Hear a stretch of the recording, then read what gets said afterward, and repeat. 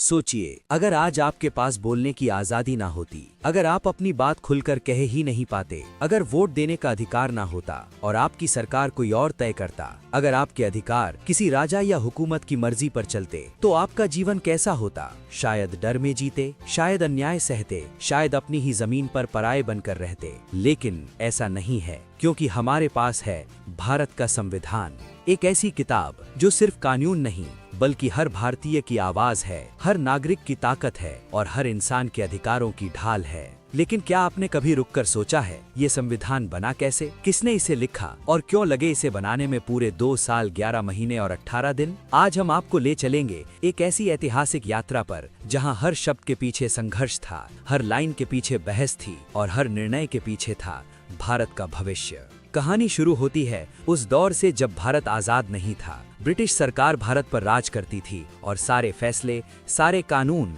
London से बनाए जाते थे। भारतीयों के पास ना कोई अधिकार था, ना कोई अपनी सरकार, ना अपनी आवाज। अगर कोई विरोध करता तो उसे दबा दिया जाता, जेल में डाल दिया जाता। लेकिन धीरे धीरे एक चिंगारी जलने लगी, आजादी की चाह, स्वतंत्रता की भूख और अपने हक के लिए लड़ने का जज्बा। देश भर में आंदोलन शुरू होने लगे, नेताओं ने आवाज उठाई, लोग सड़कों पर उतर आए और यहीं से जन्म हुआ एक नए भारत के सपने का। साल 1934 एक महत्वपूर्ण विचार सामने आया, भारत को अपना संविधान खुद बनाना चाहिए। ये विचार बहुत बड़ा था क्योंकि पहली बार भारतीयों ने सोचा कि हम खुद अपने नियम बनाएंगे। फिर 1946 में इस विचार को हकीकत में बदला गया और बनी संविधान सभा यानी कॉन्स्टिट्यूएंट असेंबली। ये कोई साधारण समिति नहीं थी, इसमें देश के अलग अलग हिस्सों से प्रतिनिधि चुने गए थे और इसमें कुल 389 सदस्य थे।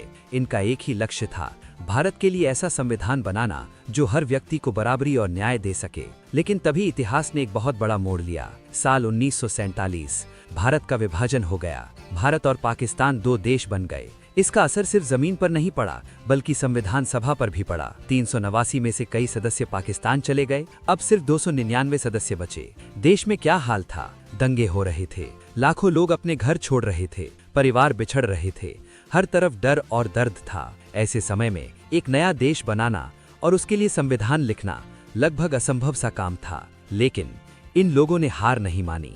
अब इस कहानी में प्रवेश होता है एक ऐसे व्यक्ति का जिनके बिना ये कहानी अधूरी है, डॉक्टर भीमराव अंबेडकर। उन्हें बनाया गया ड्राफ्टिंग कमेटी का चेयरमैन, यानी संविधान का असली ड्राफ्ट तैयार करने की जिम्मेदारी उन्हीं पर थी। लेकिन ये काम आसान नहीं था। उन्हें सिर्फ कानून नहीं लिखना था बल्कि एक ऐसा सिस्टम बनाना था जो पूरे देश को जोड़ कर रख सके। उन्होंने दुनिया के कई देशों के संविधान पढ़े, हर सिस्टम को समझा और फिर उसे भारत के अनुसार ढाला। उन्होंने एक बार कहा था, संविधान सिर्फ वकीलों का दस्तावेज नहीं है, ये जीवन जीने का तरीका है। उनकी सोच साफ थी, हर व्यक्ति बराबर हो, हर किसी को अधिकार मिलेगा और कोई भी भेदभाव ना हो। भारत का संविधान पूरी तरह नया नहीं था बल्कि ये दुनिया के कई देशों के अनुभवों का मिश्रण था। अमेरिका से फंडामेंटल राइट्स, ब्रिटेन से पार्लियामेंट्री सिस्टम, आयरलैंड से डायरेक्टिव प्रिंसिपल्स, कनाडा से फेडरल स्ट्रक्चर। लेकिन सबसे खास बात ये थी, इसे कॉपी नहीं किया गया बल्कि भारत की जरूरतों के अनुसार बदला गया। यही कारण है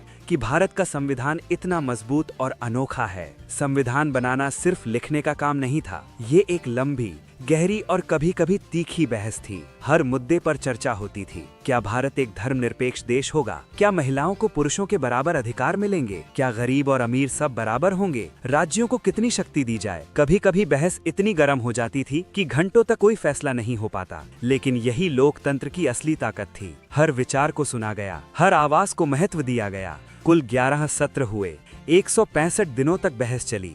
ये सिर्फ संविधान नहीं बन रहा था, ये एक नए भारत की नींव रखी जा रही थी। लंबी मेहनत, अनगिनत चर्चाओं और कई समझौतों के बाद 26 नवंबर 1949 भारत का संविधान अपनाया गया। लेकिन इसे लागू किया गया 26 जनवरी 1950 को। क्यों? क्योंकि इसी दिन 1930 में भारत ने पूर्ण स्वराज का संकल्प लिया था। इसलिए इस दिन को चुना गया ताकि आजादी का सपना संविधान के रूप में साकार हो सके।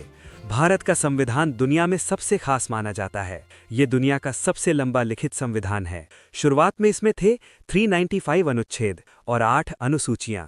आज इसमें कई संशोधन हो चुके हैं, लेकिन इसकी आत्मा वही है, न्याय, स्वतंत्रता, समानता और बंधुत्व। आज जब आप सोशल मीडिया पर अपनी राय रखते हैं, वोट देने जाते हैं, अपने अधिकारों की बात करते हैं, तो याद रखिए, ये सब आपको ऐसे ही नहीं मिला। इसके पीछे हैं 2 साल 11 महीने की मेहनत, सैकड़ों लोगों का योगदान और लाखों लोगों का बलिदान। भारत का संविधान सिर्फ एक किताब नहीं है, ये एक वादा है हर भारतीय के लिए, एक भरोसा कि चाहे हालात कैसे भी हों, आपके अधिकार हमेशा सुरक्षित रहेंगे। अगर आपको ये कहानी पसंद आई और आप ऐसे ही ऐतिहासिक किस्से जानना चाहते हैं, तो वीडियो को लाइक करें, चैनल को सब्सक्राइब करें और इस ज्ञान को दूसरों तक जरूर पहुंचाएं। जय हिंद।